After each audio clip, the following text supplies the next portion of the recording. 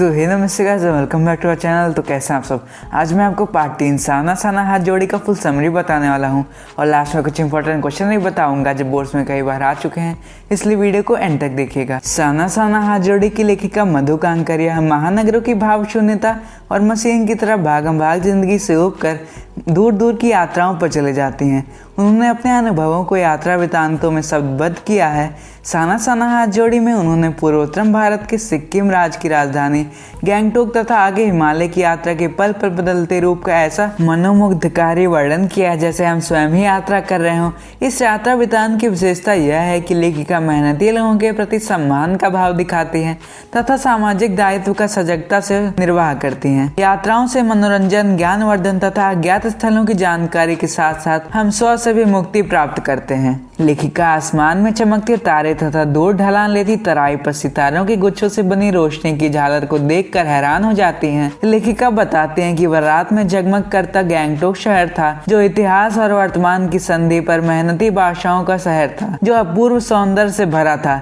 लेखिका बताते हैं कि उस रहस्यमयी रात ने ऐसा जादू किया कि वह और उनकी चेतना स्थिर हो गई और अति दृढ़ता की जादुई रोशनी में डूब गई। धीरे से एक नेपाली युवती से सीखी प्रार्थना उसके होठों पर आ गई। साना साना कौशली और उसके शून्य में प्रकाश फैल गया। लेखिका लिखती है कि उन्हें सुबह युमथांग के लिए निकलना था। लोगों ने इसे बताया कि अगर मौसम साफ हो तो हिमालय की सबसे ऊंची चोटी कंचनजंगा को भी देख सकते हैं, परंतु मौसम खराब होने की वजह से यह नजारा उन्हें नसीब ना हुआ। अचानक लेखिका को सामने ढेर सारे रंग बिरंगे फूल देखकर लगा कि वह फूलों की बाग में पहुंच गई। युमथांग गैंगटॉक से 149 किलोमीटर की दूरी पर था। ड्राइवर जितेन लेखिका को बताता है कि युमथांग हिमालय की गहरी घाटियां होती हैं जहाँ फूलों से महकती वादियां मिलेंगी। लेखिका उसे बच्चे की तरह उत्साहित हो पूछती है कि क्या वहाँ बर्फ मिलेगी और जितेन उनसे कहता है चलो तो पता चलेगा। लेखिका जगह जगह पाइन और नुकीले पेड़ों को देखते हुए साथियों के साथ आगे बढ़ रही थी।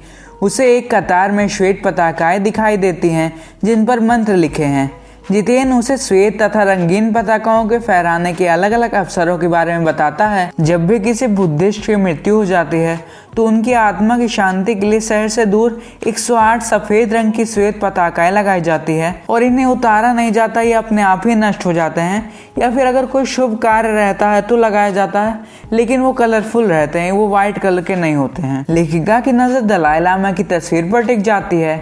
थोड़ा आगे बढ़ने पर जितेन कवि लोग स्टार के बारे में बताता है कि गाइड फिल्म की शूटिंग तथा तिब्बत के चीज खेवमसन ने लेपचाओं के सोमेन से कुंज तेग के साथ संधि पत्र पर हस्ताक्षर यहीं पर हुए थे। उन्होंने रास्ते में एक कुटिया के भीतर घूमते चक्र को देखा जिसे जितेन ने पापनाशक बताया। लेखिका सोचती है कि वैज्ञानिक युग आने पर भी लोगों का अंधविश्वास, आस्थाएं, पाप पुण्य की अवधारणाएं हर स्थान पर वैसे ही हैं। धीरे धीरे वे बाजार और बस्तियां पीछे छोड़ते हुए बढ़ने लगे। स्वेटर बुनती नेपाली महिलाएं, भारी कार्टून धोते नेपाली पुरुष और नीचे दिखाई देने वाले छोटे छोटे घर अब ओझल हो रहे थे। वे अब अपने हिमालय के वैभव विराट रूप को देखने की कामना को पूरी करने के नजदीक जा रहे थे। हिमालय की विशालता, घाटियों की गहनता तथा प्रकृति की सुकुमारता और सौंदर्य से भी सैलानी झूमते हुए गाना गाने लगे। सुहाना सफर और ये मौसम हंसी। लेखिका जीप से सिर बाहर निकाल कर कभी ऊंचे शिखर देखती तो कभी झरनों को और कभी साथ बहती तीस्ता नदी को। प्रकृति सौंदर्य देखकर लेखिका मंत्रमुग्ध हो गई। वह विशाल हिमालय की स्तुति करना चाहती थी कि उसे 7 सिस्टर्स वाटरफॉल झरना दिखाई दिया। सभी सैलानी उस खूबसूरत नज़ारे को कैमरे में कैद करने लग गए। लेखिका अपने आप को प्राचीन काल की अभिशप्त राजकुमारी सी महसूस करने लगी। वह झरने के अद्भुत सौंदर्य से मुग्ध हो काव्यमयी हो गई। उसने झरने के संगीत से आत्मा का तारतम्य बिठा लिया और उसी में लीन होने लगी। वह सांसारिक भावनाओं से हटकर निर्मल धारा बन बहना चाहती थी कि जितेन उसे आगे जाने के लिए उकसाने लगा। लेखिका अनमने मन से उठकर चल पड़ी।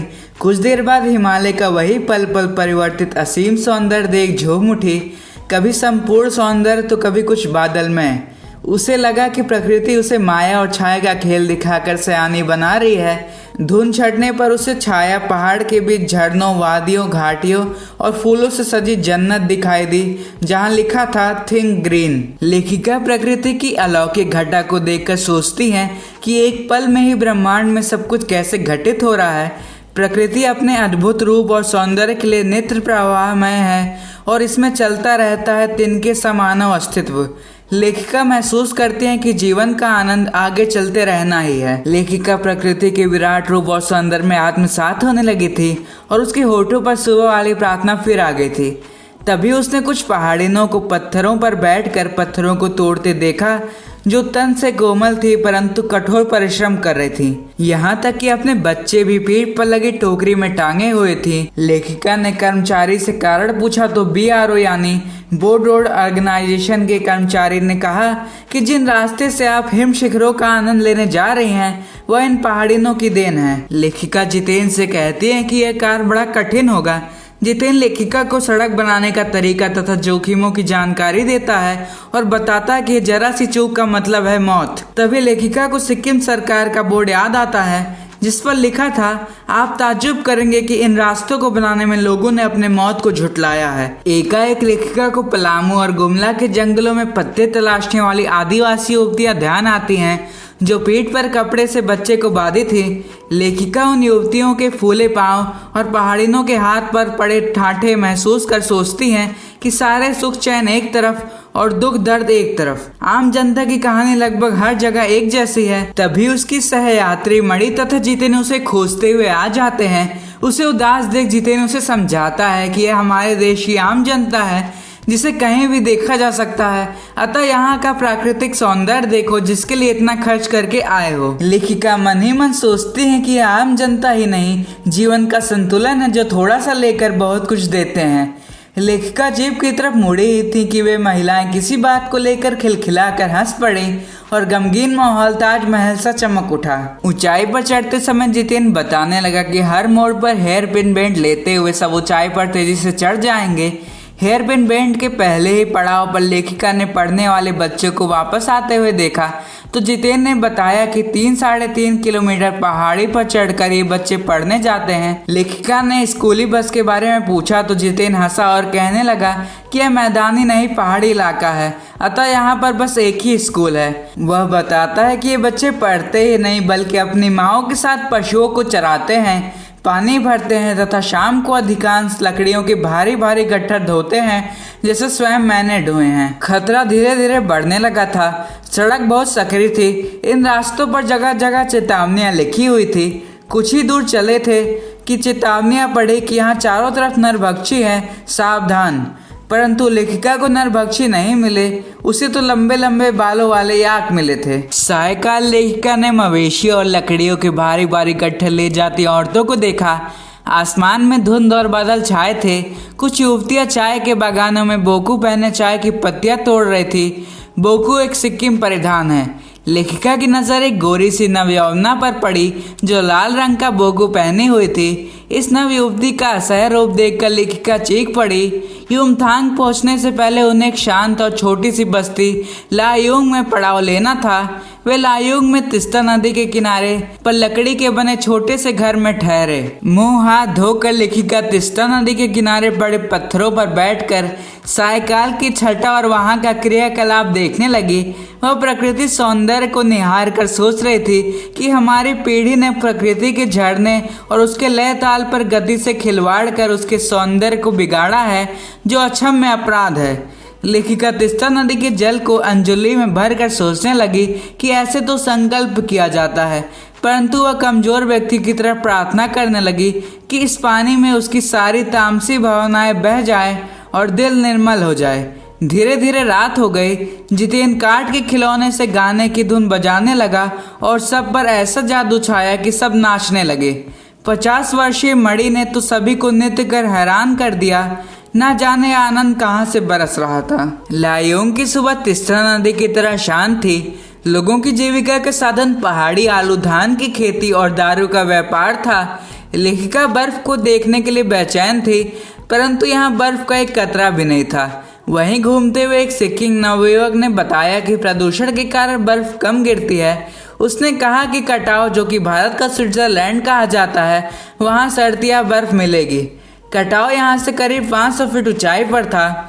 उस युवक की पत्नी उत्सुकता से देख रही थी और महुआ गुड्डुप करने वाली गौमाता को मीठी झड़कियां देकर भगा रही थी। सभी अपने लक्ष्य कटाव की तरफ चल दिए थे। रास्ता पहले ही खतरनाक था, ऊपर से धुंध और बारिश वह कठिनाई पैदा कर रही थी। जितेन अपने अनुभव के बल गाड़ी चला रहा था। रास्ते में सिवाय चेतावनी और उनके परिंदा भी नहीं था।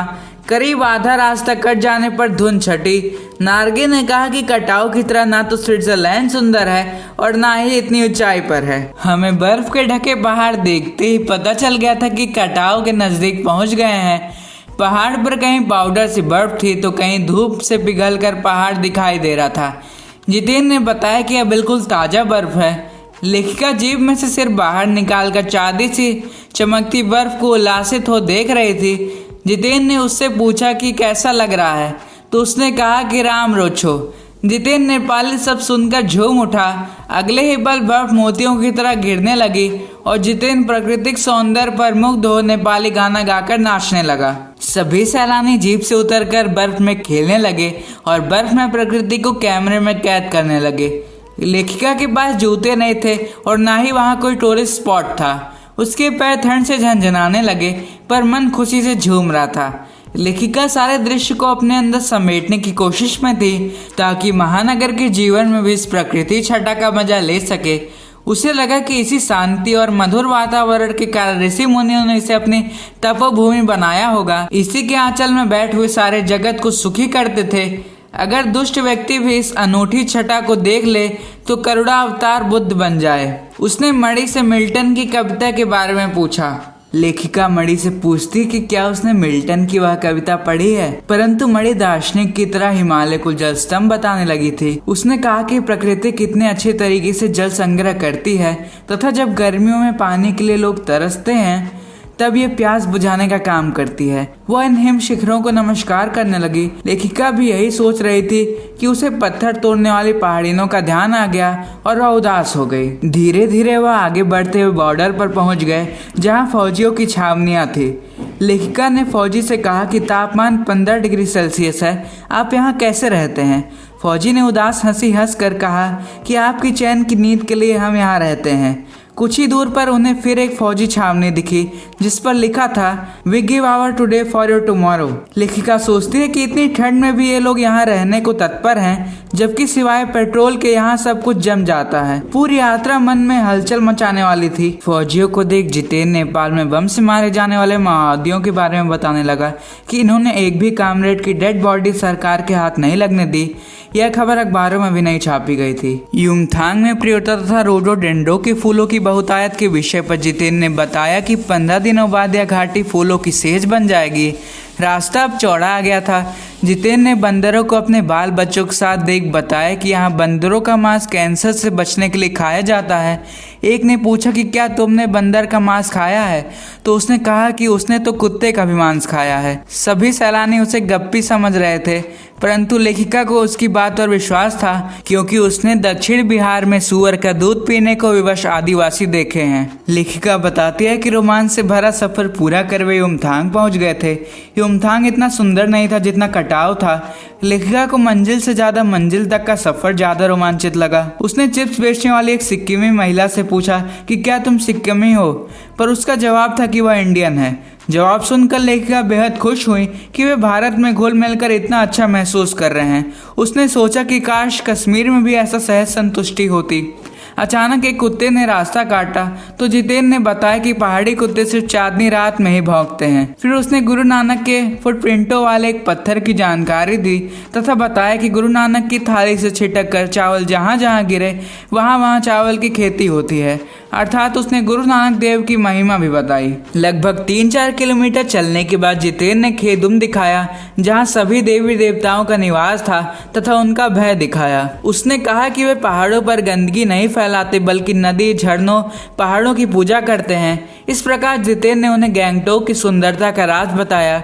उसने बताया कि युमथांग को टूरिस्ट स्पॉट आर्मी के कप्तान शेखर दत्ता ने बनाया और अब भी यहाँ रास्ते बनने लग रहे हैं। लेखिका सोचती है कि सौंदर्य की खोज करना अभी भी जारी है। जीप आगे बढ़ने लगती है। सो गाइस, ये थी पार्ट 10 साना साना हाथ जोड़े की फुल समरी। को एक ही सजेशन देना चाहता हूँ कि इस चैप्टर को आप 2-3 बार पढ़ लीजिए तो आपको ये चैप्टर समझ आ जाएगा। तो अब मैं आपको कुछ इंपॉर्टेंट क्वेश्चन बताता हूँ जो मुझे लगता है कि वो बोर्ड में आ सकते हैं। तो चलिए देखते हैं। प्रश्न नंबर 1 है, गंगटोक को मेहनतकश बादशाहों का शहर क्यों कहा गया है? प्रश्न नंबर 2 है, कभी श्वेत तो कभी रंगीन पताकाओं का फहराना किन अलग अलग अवसरों की ओर संकेत करता है?